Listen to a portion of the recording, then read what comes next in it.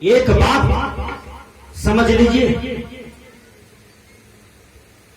आपने सत्संग बहुत सुना होगा, अनेकों संत महापुरुष आपके गांव में, आपके समाज में आते रहते हैं, लेकिन एक बात जरूर ख्याल कीजिएगा, आपने महात्मा को विचार को सुन लेते हैं, उनको दक्षिणा दे देते हैं, रुपया बंदगी सब दे देते हैं, वो चले जाते हैं, लेकिन जब भी सत्संग पंडाल से उठ करके जाइएगा तो सास ससुर को प्रणाम कर लीजिएगा और माँ बाप को प्रणाम कीजिएगा। यदि नहीं करते हैं तब, यदि करते हैं तब तो उसको मैं बलिहारी करता हूं कि आपको धन्यवाद है, क्योंकि उसके चरण में बहुत बड़ा तीर्थ है, सास ससुर के और माँ बाप का। उसके चरण में शक्ति है, माँ बाप के चरण में शक्ति है, इसलिए भगवान राम सुबह जगते थे तो माँ बाप को प्रणाम करते थे। भगवान राम अपने गुरु को प्रणाम करते थे शाम सुबह, इसलिए भगवान राम ने कहा प्रातः काल उठ के रघुनाथा, माता पिता गुरु ना वही माथा। कलयुग में क्या हो रहा है, भगवान राम तो रामायण में कह के चले गए, अब कलयुग में जवन का छोरा सब क्या कर रहा है, जवन का लड़का सब क्या कर रहा है, प्रातः काल उठ के रघुनाथा, माता पिता का दह दुई लाता। दुई लात दहन माँ बाप का, 2 लात मारो, 2 पैर मारो माँ बाप को, संतुष्टि मिलेगी कि बढ़िया कर रहे हैं। रे अभागा, जिस माँ ने 9 महीने पेट में रखा, उस माँ का ब्लड जल गया, आंख की रोशनी चली गई। जिस माँ ने ईटा भट्टी की, ईटा का भट्टा में काम करके तुम्हारे देह को पाला, जिस पिता ने दिल्ली पंजाब कमा करके, हरियाणा केरल कमा करके तुम्हारे देह को पाला, पढ़ाया लिखाया, और उस माँ बाप को तुम लात से मारते हो, पैर से मारते हो, तुम्हें शर्म नहीं आता? विचार कीजिएगा। एक लड़का कॉलेज में पढ़ रहा था, माँ बाप कमा कमा करके पढ़ा रहा था, मजदूरी कर करके पढ़ा रहा था। विचार कीजिए, एक मजदूर को कितना कष्ट होता है। मैं तो देखा हूं वह मजदूर को कि रोटी है, सब्जी है, सब्जी में कभी काल हल्दी नहीं है, पैसा बिना 10 टका है नहीं जो हल्दी खरीद के लाते, धनिया नहीं है तो कभी मरचा नहीं है, दाल है तो सब्जी नहीं, सब्जी है तो दाल नहीं है, दूध का तो नामे नहीं, दूध है तो और कुछ नहीं। ये मजदूर का जीवन होता है। पेट काट काट करके उस बच्चा को पढ़ा रहा था, अपने बेटे को पढ़ा रहा था।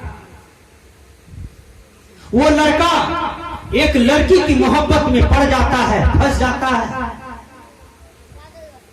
सतगुरु कबीर ने कहा पर नारी पैनी छोड़ी मत लागो कोई अंग, रावण के 10 सिर गए पर नारी के संग। रावण का 10 मूड़ी में जो भगवान राम बाण मार कर काट दल के किया, पर नारी के मोह में फंस गए रावण, सीता के मोह में, सीता का रूप। सीता इतनी सुंदर रहे देखे में, मां सीता इतना ही सुंदर देखने में थी कि रावण सोचा कि हम इसको पत्नी बना लें, लेकिन सती नारी थी, वो तो पति के सिवा किसी को नहीं भजती थी, पति के सिवा किसी पर पुरुष को भी मन से भी इच्छा प्रकट नहीं करती थी, पति के सिवा किसी के मुख तक नहीं देखती थी। यही सती नारी का पहचान है, यही काम मां सीता करती थी। पर नारी के संग रावण का पतन हुआ सीता के रूप के मोह में। सुशांत कुमार जी मारा चला गया, आप ही का बिहार का बेटा था। पर नारी की मोह में, पर नारी की भोग में, पर नारी के रूप के चक्कर में, देह की चक्कर में रिया चक्रवर्ती गर्लफ्रेंड बनी। विचार कीजिए। और ऐसा धोखा दिया सुशांत कुमार सिंह को कि आज देखिए सीबीआई जांच कर रहा है, एक गुंडा नहीं कई गुंडा मिल करके सुशांत कुमार सिंह जी को मार करके अपने ही पंखा में लटका दिया, उसी के घर। तो ये सब क्या है? पर नारी के चक्कर में जो पड़ेगा, दूसरे की बहू बेटियों की मोहब्बत के चक्कर में जो पड़ेगा, उसका यही दुर्दशा होता है। विचार करें। इसलिए जैसे अपने आंगन में इज्जत है, बहन बेटी है, उसी तरह से सबके इज्जत को देखना चाहिए और किसी भी पराई की बेटी को बहन के समान देखना चाहिए, किसी की पत्नी को मां के समान देखना चाहिए, दादी की दृष्टि से देखना चाहिए, नानी चाची की दृष्टि से देखना चाहिए। यह जीने की शैली है, यह जीने की कला है। सदगुरु कबीर ने कहा, सुंदरी ने सोहे सनकादी के साथ, अब कबहू दाग लगाइए कारी हारी हाथ। इसलिए अपनी नारी में संतुष्ट रहिए, अपनी पत्नी में संतुष्ट रहिए, पर नारी को मां बेटी की दृष्टि से देखिए। यह जीने की तरीका है, यह जीने की कला है। वो लड़का मजदूर घर का बेटा पराये लड़की की चक्कर में फंस जाता है मोहब्बत में। वो लड़की देखिए क्या कहती है कि यदि आप हमसे सच्चा मोहब्बत करते हैं तो अपनी माँ का कलेजा काट करके दीजिए, हम खाएंगे। वो अंधा लड़का समझ नहीं पाया। 12 बजे रात में हाथ में कटोरा लिया, हाथ में चाकू लिया और वो लड़का चला आया माँ के पास। माँ भोजन बना करके बैठल थी। बेटा जो देर से आया ना, तब तक में माँ खाट पर सो गई। गर्मी का समय था, पिताजी पंजाब में था। माँ खाट पर सोई है कि बेटा आएंगे तो खिलाएंगे। बेटा तो आया लेकिन काल बन करके आया। कटोरी था, हाथ में चाकू था। माँ का कंठ काट दिया, माँ मर गई। उसके बाद सीना फाड़ करके कलेजा काट करके कटोरी में लिया और चल दिया। 12 बजे रात में लड़का जा रहा है।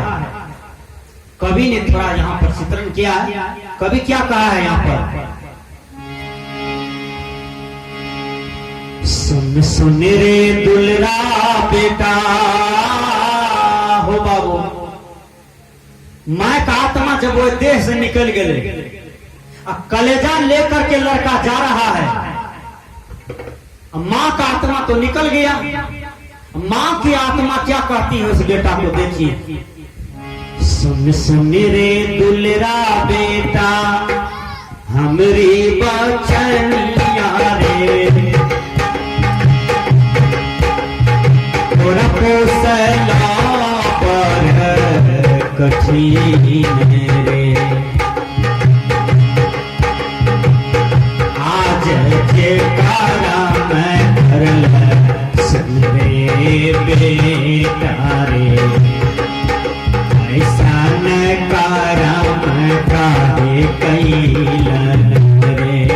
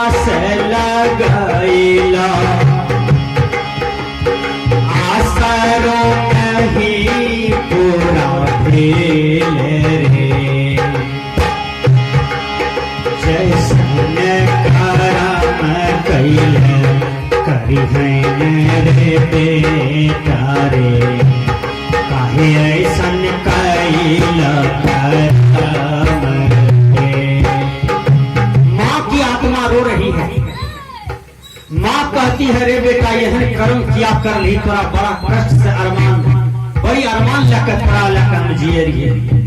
तू जेहन कर्म कर ली हमारे साथ रे बेटा, साथ यहन कर्म आज तक कोई ने अपन माँ के साथ में करने है तू जे कर ली। तोरा लिए भोजन बने तो हम बैठल लिए कि अपना नहीं खैलाऊ कि बेटा इतने खिलेबे तब खेबे, तो हमरा कंठे काट दे रे बेटा। आप हमरा तो हत्ये क्या दिली रे बेटा। माँ खूब काने ओकरा आत्मा खूब रोवे। लड़का कलेजा को ले लिया कटोरी में, हाथ में छोड़ी है, जा रहा। जाते जाते सोचा कि थोड़ा लोग कहीं देख न ले, दुबक करके ये गली ऊ गली ऊ गली जैसे तैसे भाग रहा था। एक जगह अनहार में लड़का को चोट लग गया, पक्की का पिलर का, बहुत जोर चोट लगा।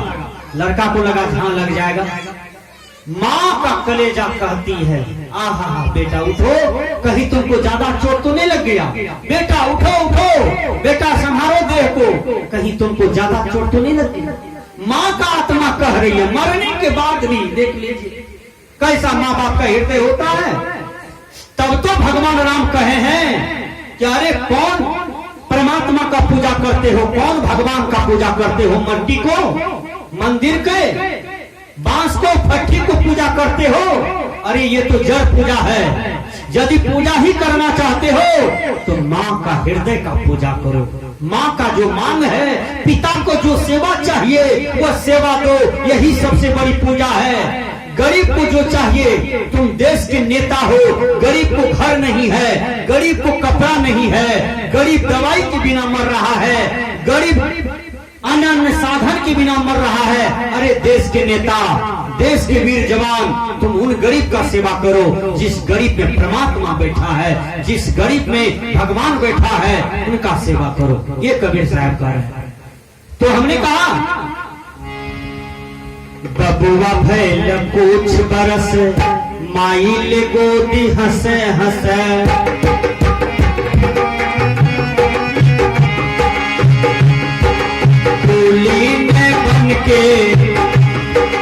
कुलीन बन के ढोबात रहली यार बबुआ हो दुलार बबुआ, आज भूल गए लमाई के दुलार बबुआ, आज भूल गए लमाई के दुलार बबुआ।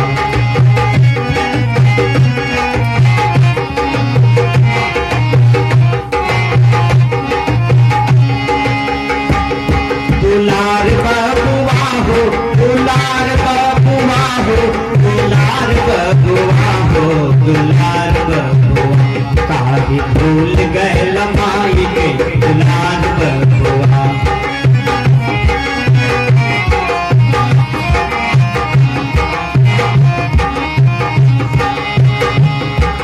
बबुआ भैल कुछ बरस, माइल गोदी हंसे हंसे।